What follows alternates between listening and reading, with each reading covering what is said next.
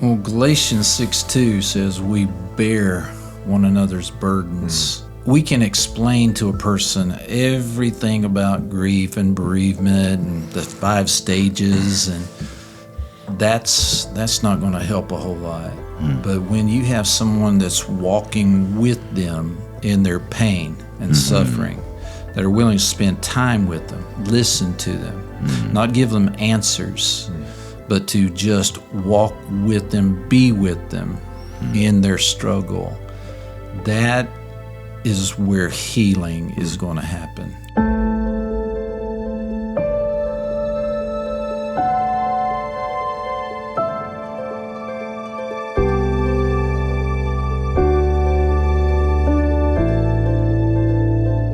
Well, hey folks, welcome to Christ Church's Spiritual Leadership Podcast. Today I'm excited to have a special guest with us as we are continuing our podcast series on grief. And I'm wanting to introduce the guys here, really let them introduce themselves and share a little bit about their expertise and how they are day in and day out really helping persons walk through challenges and issues in their life. So without further ado, we're glad to have Jacob with us, Michael with us, and Josh. And I'll let you guys introduce yourselves and tell our listening audience a little bit more about where you're serving and your expertise. Sweet. My name is Jacob Slagle, and I work currently at Pediatric Advanced Therapy, which is a huge clinic in Mooresville, North Carolina, where I serve mainly peds, some children from the ages of 6 to 18, but I also serve those adults, parents of those children as well. I love serving all ages, and a huge passion of mine is trauma, working with people with trauma, grief, mood disorders, ADHD, autism. So I've been doing that for about 5 years. I'm a fully licensed counselor. And on the side, I guess a side gig, I also am a youth pastor. So I use a lot of my modalities that I've learned from schooling and what I do on a regular day from Monday through Friday on the weekends, and help. Obviously, our church is in need of support emotionally, spiritually. So it continues in that realm too. So, Great. Yeah. Thanks, Jacob. I'm Michael Jordan, and I work at Discovery Church here in Hickory. I work as adolescent child therapist. I do work with family and marriage individuals, and specialize in CBT, DBT, cognitive behavioral therapy, dialectical behavioral therapy, brief solution-focused therapy, and work mainly with people experiencing depression, anxiety, anger management issues, relational issues, help with social skills, communication skills, just to help somebody who comes into the office find better skills that they've never been taught, really, essentially. And so I've been doing this for 7 years as a fully licensed. I'm a licensed clinical mental health counselor, and I just feel like God's using me in that regard, and He has blessed the ministry there with the counseling center at Discovery Church, and look forward to seeing where it goes from here. I'm Josh Alvarado. I'm a licensed clinical mental health counselor supervisor. I work with kids 12 and up. I also work with adults, anxiety, ADHD, depression. Trained in a trauma technique to work with a lot of people with PTSD, as well as grief, and dabble in some couples counseling as well. I've been at Cornerstone Counseling Center, which is an openly Christian agency, for about 10 years now.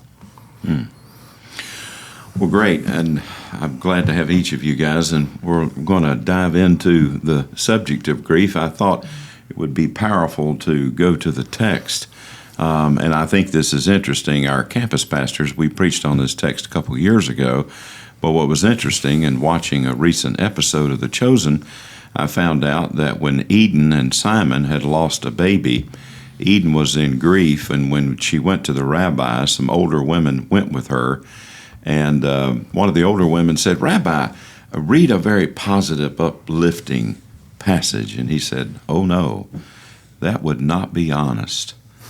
And so he read from Psalm 77, and I'll read a portion of it to kind of set the stage for this sense of honesty when we're talking about grief. "I cried out to God for help. I cried out to God to hear me. When I was in distress, I sought the Lord. At night, I stretched out untiring hands, and I would not be comforted. I remembered you, God, and I groaned. I meditated, and my spirit grew faint. You kept my eyes from closing. I was too troubled to speak. I thought about the former days, the years of long ago, and I remembered my songs in the night. My heart meditated, and my spirit asked, will the Lord reject me forever? Will he never show his favor again?" There are times in our lives when we're going through struggles and grief, of course, that we wonder, is God there, or has God abandoned me? So when we talk about grief, grief comes in all shapes and sizes and situations in life. It can be failing a test. It can be failing a grade. It can be getting laid off from work, companies downsizing. It could be getting fired. Could be just moving across town and having to change environments, and that can impact us. So grief can come in many different ways, and we wanted to just examine that and the variety of it, and then also talk about, the stages of grief, because people do go through the grieving process, as they should, and sometimes we don't hit the pause button and actually take time to grieve as well. That's another concern. So I don't know if one of you want to jump in about the stages of grief and just kind of help us understand a little bit more about this very important subject. I think we all have areas of the stages that we wanted to discuss. One of the biggest things is understanding that a lot of people think because the stages have been put in a certain order that that's the order it's supposed to follow. And I'm sure you guys can agree, all of us here, that, hey, man, it is not linear. You can start at any point, honestly. It varies from person to person. It varies depending on the type of grief you're dealing with. Sure. And on top of that, it's not you hit the final stage and it's over, unfortunately. You can bounce around. You can feel fine and something triggers it, and all of a sudden you're thrown back into a certain stage. You guys agree? Yeah. Oh, yeah. Well, on that, the stages of grief, Elizabeth Kubler-Ross was the one in a 1969 book on grief and bereavement. She says in the first opening page that this is just to open up discussion, that she was not saying everybody should go through these specific stages at this particular time, and so a lot of people get the misunderstanding that we should all, when we lose somebody or something and experience grief, we should boom, boom, boom, go through these stages. And so that was the main part of her writing this book, is just to get everybody discussing it, exploring it, and helping people with the grief process. Yeah, that's a great point that I think is often missed. Yes. Yeah. Now, her observations, and this was not evidence-based research. She did observations, and so these observations, she was very good at putting what she observed happened after this and after this, and so there is a lot of truth to her observations, but does everyone experience it the same way? Absolutely not, and she was clear on that. Yeah. So just to clear up some of the misunderstanding. So, you guys want to name them, and then we can kind of maybe break them down and talk about them. Shock, and then sometimes shock and denial. Yeah, shock denial. And denial is not a river in Egypt. It's actually something we all do consciously and subconsciously, of course. But there's that sense of shock and then denial and then bartering. Gosh, if I had just been there earlier, or if I could have done something different. And then, of course, there's anger, which is very real. And sometimes people are just mad. And then there's something called misplaced anger, of course, where you can project it onto other people, and that poor soul may not have anything to do with actually the causality, but there's just that, that sense of anger.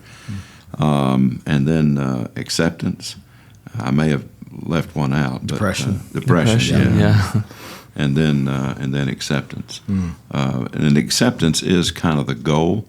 But as you said, Josh, you can be in a place of acceptance and all of a sudden flare back up to either depression or to anger or whatever.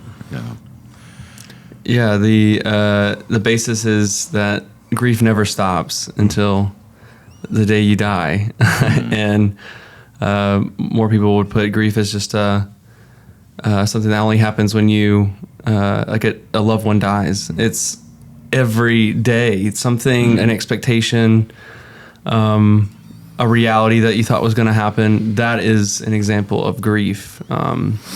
Even as simple as I wanted the curly fries at Arby's, and they're like, we're out today. The first thing you're like, what? You guys always have them, and there's that shock of like, what? That's the first stage, is what most people talk about, is the shock and denial. There's no way. And I'll talk a little bit about shock and denial. I always like to give an example. There's usually always a question that's said like, what? No way. I remember when I was probably 6 or 7, and I loved NASCAR. I loved Dale Earnhardt too, race 3 for Dale, the Intimidator. And I was collecting some fireflies outside, and my mom and dad were like, hey, come on in, we got to show you something. Next thing you know, my parents told me that Dale Earnhardt wrecked into the wall and died. The first thing I said as a child was, no, he didn't. There's no way. Immediately, I couldn't believe it. And so this first stage, so-called first stage, is a kind of a defense mechanism of reality. It's the first thing that you want to avoid, that this is new and this is your new reality. And so I remember for minutes on end, I would watch the replay and I'm like, oh, it's just a simple little crash. But I still continued to say over and over again, there's no way. He's seatbelted in, he has his helmet on, and then I'll get to the next. I don't know if you guys have anything else to say about it, but that was my experience, and that you guys have probably felt that before yourself. Just a normal. Oh yeah. I remember one year my son Stephen, he was probably about 4 years old, and he asked to go to the bathroom. We were in a big restaurant, Champs, down in Charlotte, and I said sure, and I watched him go all the way to the bathroom, not far from our table. Well, after a few minutes, I kind of lost track of time, and I thought, Stephen hadn't come back. I better go check on him. I walked into the bathroom. Stephen, no answer. So I go back out to the table, and I said, Kim, I can't find Stephen. And we immediately went into shock. And that was a big, that no, this isn't happening. This can't be true. And eventually we found him. He was actually on the seat in one of the stalls. And he was embarrassed because he had shoo-shooed in his pants. And so there you go. But I remember the shock and the terror of thinking, I've lost my son, and so that sense of loss, it's just natural to want to explain it away and deny that it's happening. It's just a very natural response to that tremendous event that happened. Yeah. Another, and again, in no particular order, bargaining is something that we tend to hit a lot too. And then you were touching on that, both of you, because they blend a lot of times. So, you hit that bargaining phase, and it can look a multitude of ways, whether it's bargaining with yourself because you're not willing to accept, or the grief is so heavy in the moment that you're not capable of accepting what's happened. And then the other side, especially for those of us of faith, it's bargaining with God and just begging, if there's something, if I pray harder, if, anything to bring this person back or make this not true. Yeah, and that can be a hard place. I mean, they all are, but that can be a really hard place to be in because the acceptance seems so far away because you are doing everything you think you can do to try to make this not a reality. Oh, yeah. Which then can blend in with the anger as reality does start to hit. And that anger piece of it the anger can be towards yourself. The anger can be towards the person that's gone. Where you're angry they left you. Yeah. You're angry at the way that it happened. Or you're angry that whatever decision they made possibly landed them in this situation. There's a lot. I've had many clients who lost someone due to health reasons that they feel they were just taking better care of themselves. And that anger is so deep because they feel like it was preventable. Yeah. And that's a really hard one. And then, of course, that rolls the depression side of it, because when you're inching your way into feeling more and more, still not acceptance, but just, I guess, reality's hitting harder. And man, that's when it can get dark. And that's where it's really important to not only understand your feelings, but opening yourself up to people. And the tendency is to isolate. We all know that. We've seen it, whether you're a mental health professional, a pastor, or just, Joe somebody. Yeah. When that depression phase hits, isolation is a big piece of it. Yeah. And it's a big piece that's going to make it much, much worse. And in recovery, we have a saying, isolation kills. Absolutely. And it's obviously slow, but over time, the more we isolate and remove ourselves from community, from touch, from conversation, fellowship, we can spiral down even more. So what would we say to persons that maybe are finding themselves in that spot now, or persons who may have loved ones, friends, coworkers that... One of the things I use are the 3 stays, I call it. Okay. First of all, stay calm, which is easier said than done. Yeah. And so I'll teach them skills that will help them cope with and stay calm with any situation, any loss. The next one is stay connected. It's important that we don't lose that connection with loved ones, friends we trust, family members. And then next, stay the course. Yeah. And so on the last 2, the stay connected and the stay the course, I always emphasize that it's normal to disconnect, and it's okay. If you disconnect, you don't want to go out, you just want to stay in bed and cry, it's okay. Don't feel bad. Don't feel guilty about disconnecting from others, not talking with them, not going to church, not communicating how they're feeling and everything. But as quickly as you can, and I'm not saying a time period, in 3 days you need to reconnect. No, as quickly as you can as an individual, you need to reconnect. And then same way with the stay the course. You know what's going well for you now or was going for you before the loss. You need to eat right. You need to stay hydrated. You need to get the rest you need. You need to exercise. All these things that you know are good for you. yeah, you lost your husband, you lost your dog, you lost your job, and you ate that whole gallon of ice cream and that whole bag of Hershey Kisses and those Chips Ahoy cookies. Okay. It's okay. As quickly as you can, get back to eating your broccoli, your healthy foods, okay? Get back to taking your medications, get back to taking your supplements, get back to exercising, doing all the things you know were working for you. Yeah. And there again, without a time period of this is when you need to get back on course. As quickly as you can, get back on course. That's good. Dr. Henry Cloud talked about how to maximize or help someone lean into or push towards their own goals. In other words, a grandchild's going to graduate from high school, but she's lost a loved one. So she's depressed. She's in the bed. She don't want to get out of it. But someone in the family says, but she really wants you to be at that graduation.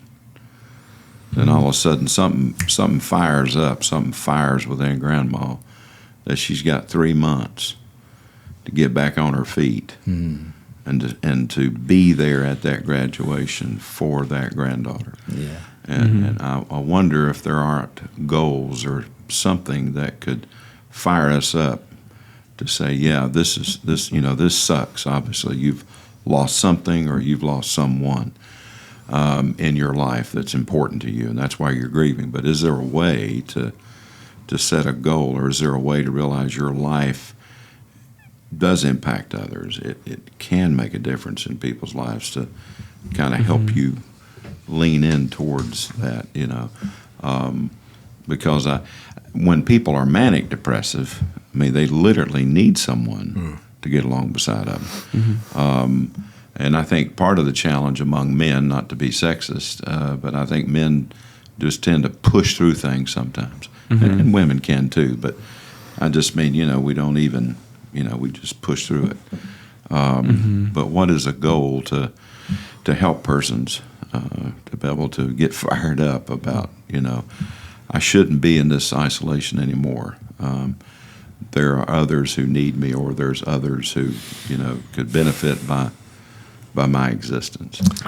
That's key. You just mentioned that there are others that need me. And so that sense of being needed. Community. Yeah. That they have a reason now for getting better, getting over this, because they're needed. I see this a lot with the elderly, that they have lost this sense of purpose and meaning. They were cleaning, cooking, taking care of their family. As they've aged, they've lost the ability. And so now it's hard for them to even reach in the cabinet to get the flour and to stand at a stove and cook and everything. And so what I emphasize is, okay, you've worked for so long, taking care of this family. Let them take care of you for a while, until you regain some strength and ability to start caring for them again. And usually that's enough, just to get them thinking in that direction. Okay, this is what I need to get out of this bed and start walking the hallways now. I need to do my physical therapy now. I need to start eating again to reach that goal of meeting that need that my family has. Yeah. I think that's one of the big benefits of seeking therapy through counselor or pastor is not obviously that you can't talk through this stuff with family, but when you're with someone that's impartial, with my clients, we sit down and we flesh out what's going on, trying to set goals, but setting goals that are reasonable for them and their capabilities without that layer of push or guilt that can come from family members that, some don't know. They just want their person to be okay. They just want them to get back to functionality where, we are more what's going to be best for them and what path is that going to be and how's that going to look. That's going to be different for each individual we work with. Yeah, with family members and friends that are so on edge about you and just hoping that you're just going to be okay. Right. It's hard to collaborate with someone like that who's on edge. Yeah. And when you have a therapist or a pastor who's separated from the whole situation, they can be neutral. They can provide that calm, safe presence, that community. Because you as a community are a piece of that hope, because you're in a good place. When you're not in grief mode, you're in a good place. And they call that co-regulation.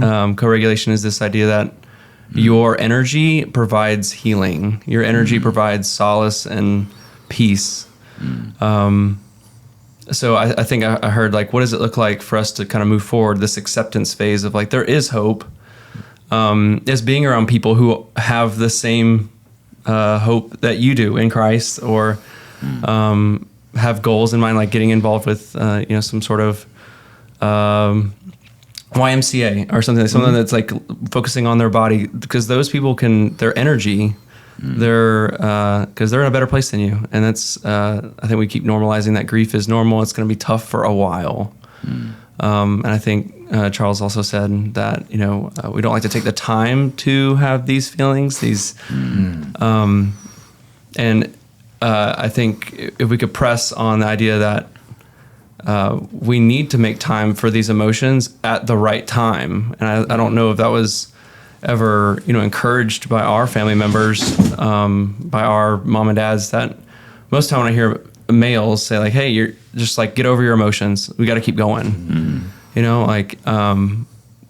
but we need to have this new, hopefully reframed mindset that Christ wants us to take some time to sit beside still waters. And you bring up an excellent point, Jacob. This, in the Old Testament, there was permission to grieve. You would tear your outward cloak as a sign that your insides are ripping. And then there was an occasion to grieve. 30 days, 90 days, whatever, and an explicit time, and then the community would grieve with you. Sitting Shiva. Yeah. And Dr. Ben Withington, the New Testament scholar at Asbury Seminary, who primarily now teaches PhD students. He's multiplying himself by multiplying people to go to the academy and teach future pastors and Christian leaders.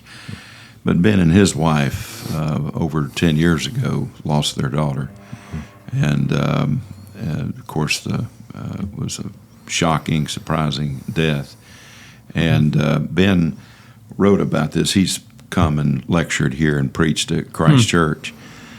And Ben talked about how he has a profound love for music. I mean, Ben plays all the rock songs from the 60s and the 70s. He's a good guitarist. But Dr. Withington said that he really had to distance himself from music for a while. In particular, a lot of times songs that had words. It was hard.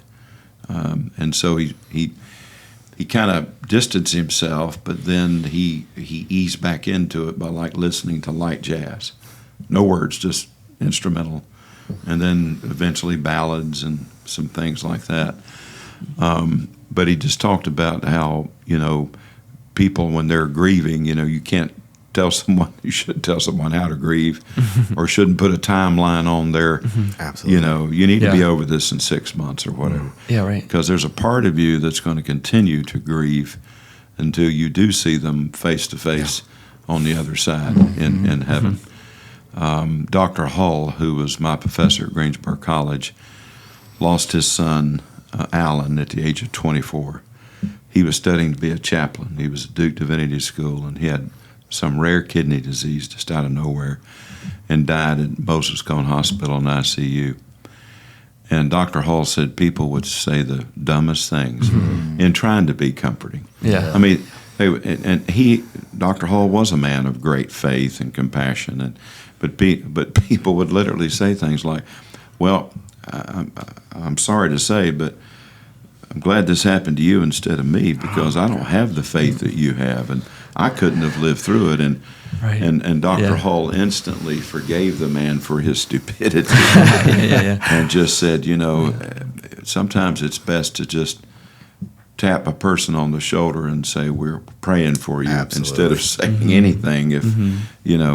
But one of the things that he shared was that he had read an old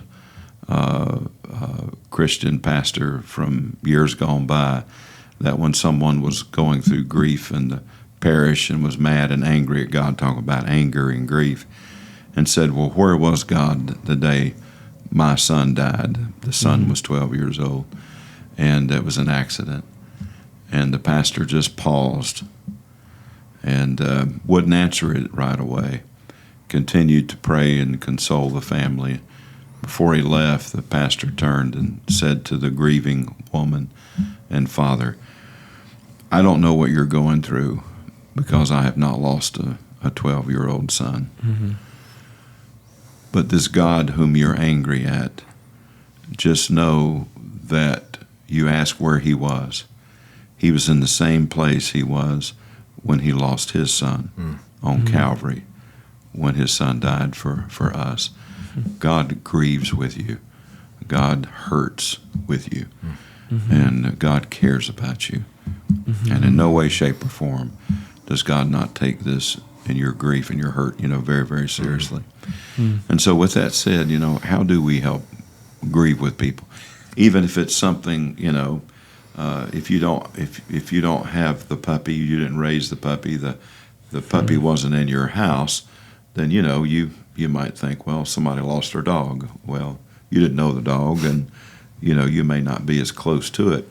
But when Billy Graham was asked, little fella, "Will my dog be in heaven? He died 2 days ago." And Billy said, "Would that bring you joy?"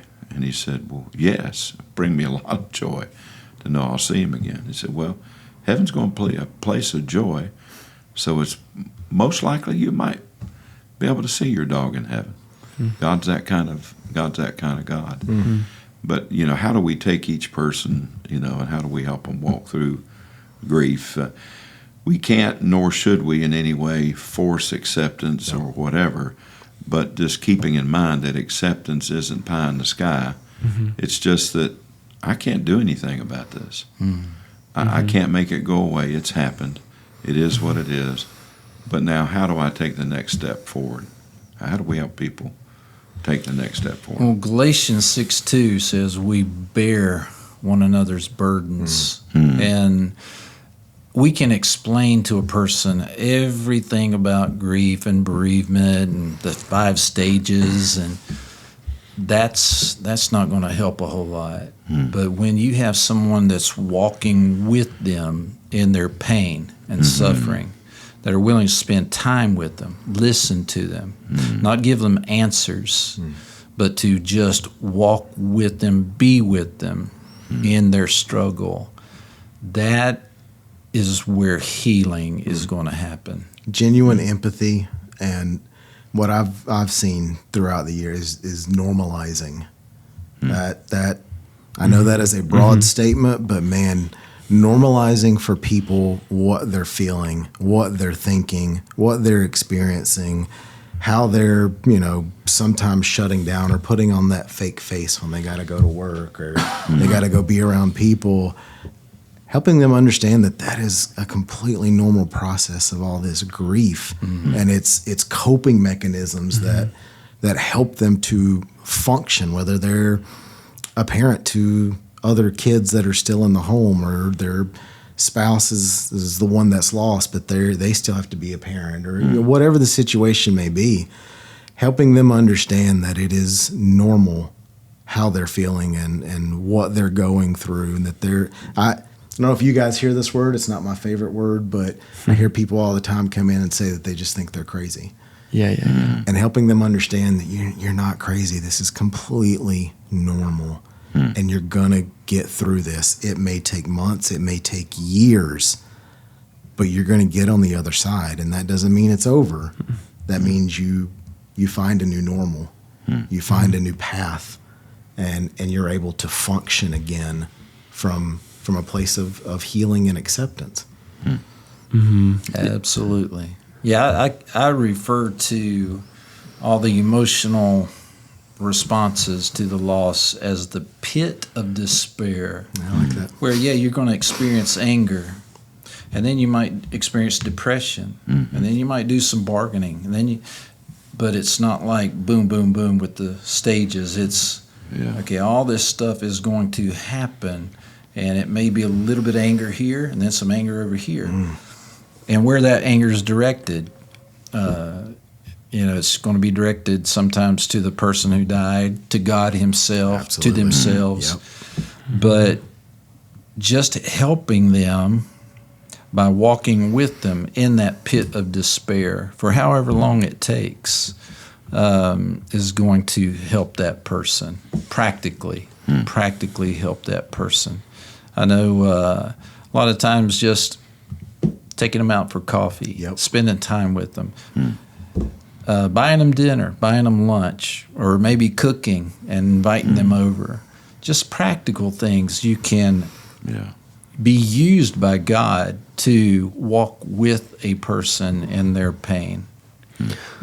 Yeah, a couple of things come to mind when I keep hearing y'all talk is I think as people that we're trying to bear one another's burdens, love our community, I think, which is something that we struggle with as a community, is knowing our own emotions. Therefore, if we don't know our own emotions, then we probably don't know what emotions are in others, which I love about this podcast, episode is that we're talking about 5 stages of grief, which is shock is an emotion, anger is an emotion, this idea of depression and bargaining. It's like you can specifically now in these moments when, they're like, oh my gosh, I can't believe they died. Like, why did God take them away from me? And then you are able to say next words, I can see why you're angry. You labeled it for them. They're saying all these words, these thoughts, and then you're able to say like what they're actually feeling internally, which is so helpful to them, putting words to what they're experiencing. And so sometimes you're like, they might say a lot of words and you're like, I don't know exactly what they're feeling, because they might have cycled through the entire grief cycle in a matter of like one conversation. Like then you just say, this is overwhelming, but the fact that you can identify the emotion itself makes them feel understood. And again, I think the word crazy, shame, which I think a lot of people have these expectations. Culture's pushing this. You need to just be better, and you just need to be like on to the next thing. This kind of performance-based lifestyle, and which is so funny. Shame is the next, the next reaction of Adam and Eve. Like that is the next thing is shame. That's I think the darkest feeling anyone can experience, and so. The fact that you can normalize, hey, everyone goes through grief, but you can't say that I''ve been exactly where you've been. Oh, please don't. Don't ever say that. Don't say that. I've been exactly where you've been. But I can try to understand that you're at this just confusion stage, or you're just trying to bargain with God. So I think a huge ask for people in the community of God, or just in general, is to know these emotions that they're feeling, label them. And I think you hit on like changing environment, a huge piece of grief. I always try to encourage is like, try to do something that used to be your normal, and like going out on Tuesdays with your friends, like try to make those things from the past to try to continue. And like you said, like taking someone out for dinner, like that would take them out of their kind of cycle and bring them into maybe a new normal. It's like, maybe we can make this a monthly thing where we just hang out and have a coffee. So, well, I think that's I'm going to jump off of both of y'all. A big piece of that in helping everyone that's listening right now, whether you're a family member or a friend or a coworker, you don't have to have the answer. So many people feel that way and fear trying to walk along with someone that's grieving. Because they feel like, well, I don't know what to say to them. You don't have to. You don't say anything. Take them to dinner, hang out with them, invite them over to watch a movie where you guys don't say anything. Nothing. But just giving them that opportunity to be with you. And if they choose to talk, man, that's great. But you don't have to have any answers. You don't have to have any eloquent thing to say other than I'm here and I can listen, or I can pray, or I love you. Yeah. Now, hopefully they don't stay in this pit of despair forever, and eventually through God's grace and mercy, His strength, they are going to make their way out to find meaning and purpose in the pain. I tell them and my clients, don't waste this pain. Matter of fact, I want you to journal about it, because in this pain that you're experiencing, you're going to forget a lot of it. Yep. You're going to be thinking back to yourself 5 years from now, was I really hurting that bad? Yes, you were. And so journaling about it, reminding yourself, is going to be what you will need in the future in order to help others in all their pain and loss. Because God will present that opportunity. Let me push us a little deeper, because I think we've been talking about what I would call, just as a pastor, a practitioner, not a licensed therapist, but I did have graduate studies in pastoral care and counseling. And the hardest class I had in my doctoral studies was a doctoral level counseling with Dr. Burl Dinkins, who'd done his doctorate at Emory University. But this idea of obvious grief, a grandmother dies, a spouse dies, somebody very, very close to us, obviously painful, obvious grief. Then there's some of those journeys in life and events in life that maybe aren't so obvious. And so I want to go to adolescence. I want to go to kids and adolescents, because there are occasions when I see many of our children and students going through moments of grief in their life, but it's not as obvious as a death of a parent or a loved one or whatever. But it can be maybe a change in school, or it can be something else, or a boyfriend, girlfriend, or rejection, or going back to shame that you pointed out, Jacob. In the garden, there were those two powerful things. There was shame and then fear. And the fear thing is, am I ever going to fit in? Am I ever going to be normal, whatever that is? But yeah, I mean, and so there's grieving that's going on. And there are times I'm like, that child's hurting, or that adult is hurting, not just teens hurt. And I'm like, they're going through something. They're going through some change. They're going through some grief, and they're angry. They're hurting. So I don't know how we can maybe recognize that or whatever, because sometimes we just, we're human, and God help us, even though we're saved by grace through faith, we still feel like we're fruit judges. We're judging the fruit all the time. But we say, what's wrong with that person? Or, it might be there's a moment of grief, or there may be some grieving going on in their life. And so anyway, I just wanted to open that up and see what your insights might be, or takeaways today as we conclude our time together, because you guys deal with younger persons, adolescents all the time. Well, the main difference, grief and bereavement, they're two different things. Grief is an emotional response to the loss, which,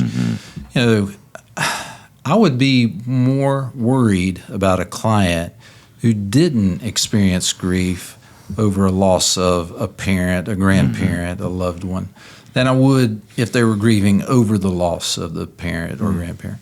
And so bereavement is the period of time. That's the main difference between the two. Bereavement is a space in time of the grief occurring. And so grief in a child's experience is going to be a lot different than in the adults.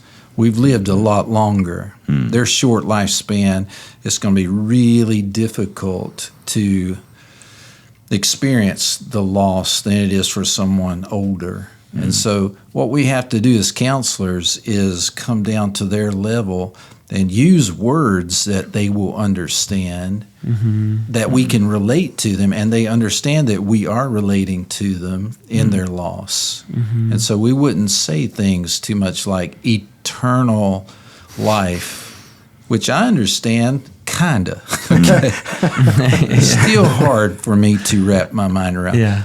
We wouldn't say things like that. And so we got to kind of condescend ourselves down to their level.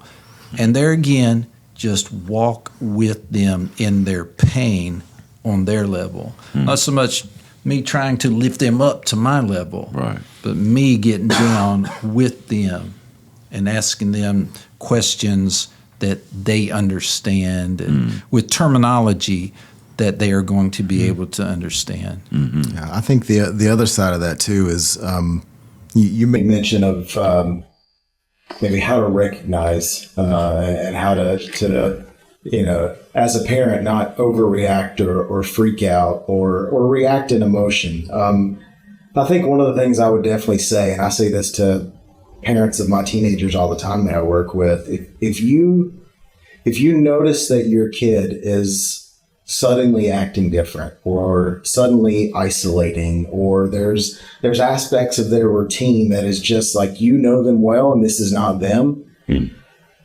The initial reaction with a lot of parents can be to worry and freak out and think the worst, but maybe do some investigation, maybe do some exploratory questioning that's not accusatory questioning.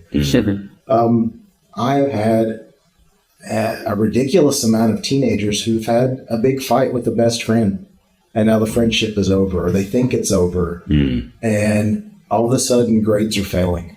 They're acting angry at home. They're lashing out at mom or dad or brother or sister. They're not interacting, not coming to family meals, like you name it. And I would say probably 95% of parents think it's either they've gotten into something they shouldn't have, or it's drugs, or it's alcohol. And man, so often it's boyfriend, girlfriend, or it's best friend argument, fight, or was trying to get first chair in band and I didn't, and it's devastating. There's so many aspects that can come into play that, depending on your reaction as a parent, is going to drastically change the reaction from the kid. Yeah, I think the greatest gift you could give your child is curiosity. And because genuine curiosity, again, the accusatory and curiosity, interrogation or curiosity, like those are two very different things. And they'll know the difference. They will feel it like no other. Yet I like to say it as throw some spaghetti on the wall, see if it sticks. Like, hey, is everything going around with relationships? How's football going? How did practice go? So it's okay to question. And it's like, are you experiencing any of this? For someone that doesn't like to open up. Again, I think with these children, do something that they want to do. Our kids all the time play with them. We don't have to be sitting having serious eye contact with the child to have this, to process what they're feeling. Go pass a ball. Go dance with them. Go listen to music. Go for a drive. Grab that second controller. Try to shoot that, the Call of Duty game, whatever. I think what's said also is the fact that we need to know our own emotions coming into those situations. I think the best gift I can give someone for counseling, and the first thing I usually always say is, if you can name it, you can tame it. If you can't name what emotion what you're having, but right before you're about to talk to someone that's grieving, then you probably shouldn't approach them. Like, you need to name what's going on in you. And so that you can be compassionate and curious. So you got to give it a name where you're at in order to have a hold over it. Taking your thoughts captive, like naming what thoughts you're having, naming what emotions you're having. So, and parents recognizing exactly what we're talking about here, that grief can be from a breakup, anything, a friend, literally anything. So many. My hair looked bad that day. I mean, really, literally, like, gosh, it can be so petty in your eyes, but it's really like it's subjective. It's devastating for them. Subjective realities. So in conclusion, to encourage folks, hey, if you're grieving or going through grief now, it's part of life, and we give you permission to grieve. Absolutely. Please don't isolate yourself. Although it'd be normal to want to. Yeah, and you can be in depression or whatever, but please be encouraged. There are people who value and care about you. There's one more thing I'd like to add with children. Yeah. Is it's good to talk to them, but not face to face so much. Yeah. Whenever a child is confronted by an adult, they tend to freeze up, and so anything that you can do where you're facing the same direction, going for a walk is a great example. Yeah. But also maybe cooking a meal, making a sandwich, playing a board game, and both of you can still see each other, and is that right, Jacob? Yeah, right? that's right. But you're not facing each other. It's not so intense. Yeah. And so with children, it's important to get them more relaxed and open up. When it's face to face, they're less likely. I'm not saying they won't, but it's less likely that they're going to open up and express what's going on inside. We even do this in therapy. A lot of them, I don't see little kids, but 12 to 18, there's a lot of sessions we're not staring down each other. Right. Yeah. I do a lot of walking. We do too. Yep, I do too. Walking's for talking. That's good. I like that. That's good stuff. Well, in conclusion, we opened up with some honest grieving here in Psalm 77 from Asaph. I would want to close with these words. He says, "Your thunder was heard in the whirlwind. Your lightning lit up the world. The earth trembled and quaked. Your path led through the sea, your way through the mighty waters. Through your footprints, though your footprints were not seen. You led your people like a flock by the hand of Moses and Aaron." So God is still there and still wants to be close to us and lead us like a shepherd. That's our hope. Yeah, absolutely. Always. Well, thank you guys. It's been an honor to be with you. And Yeah, it's fun to be here. man, if I was 12 or 14 or whatever, I'd definitely be making some appointments here.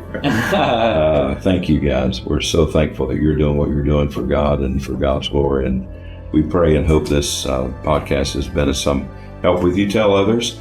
Please let them know about it, and also how we can add value to your life. Thank you for joining us.